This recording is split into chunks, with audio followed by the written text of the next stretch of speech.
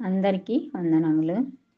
ఈరోజు వాక్యం, నీ ప్రార్థనలన్నీ యెహోవా సఫలపరచును గాక. కీర్తన 25వ వచనం. మన దేవుడు మన ప్రార్థనలను సఫలపరిచేవాడు. అడుగుడి మీకు ఇవ్వబడును, తట్టుడి మీకు తెరవబడును, వెదకుడి మీకు దొరికినని చెప్పినాడు. మత్తయి సువార్త 7వ వచనంలో. అడుగు ప్రతివాడు కూడా పొందుకుంటాడు. అందుకే మనము ప్రార్థనా జీవితం కలిగి ఉండాలి. సమూయేలు ప్రార్థన చేసినప్పుడు ఫిలిస్తీయుల చేతిలో నుండి ఇజ్రాయేలును రక్షించినాడు ప్రభు. హిజ్కియా ప్రార్థించినప్పుడు 15 సంవత్సరముల ఆయుష్ను పొడిగించినాడు ప్రభు.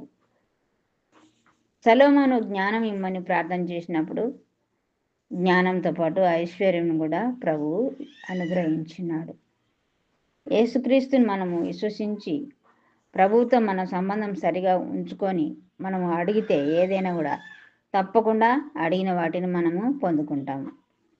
అంటే ప్రభు చెప్పినట్లు మనం మొదటగా ఆయన నీతిని, ఆయన రాజ్యాన్ని వెదకమన్నాడు. అప్పుడు మనము అన్నీ ఆయన నుండి పొందుకుంటాం. ప్రార్థన.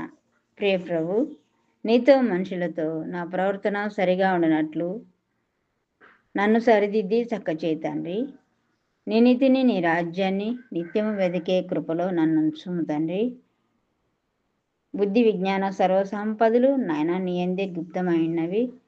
మేము అడుగు వాటికన్నిటినో ఊహించు వాటికన్నిటినో అత్యధికంగా ఇచ్చే తండ్రివి నీవని నేను విశ్వసిస్తున్నాము. మాలో అవిశ్వాసాన్ని తొలగించి నీ పట్ల అధిక విశ్వాసాన్ని కలిగినట్టుకు కృపనిమ్మని పరిశుద్ధమైన యేసుక్రీస్తు శక్తిగల నామములో అడిగి పొంది ఉన్నాం నా పరమ తండ్రి. ఆమెన్.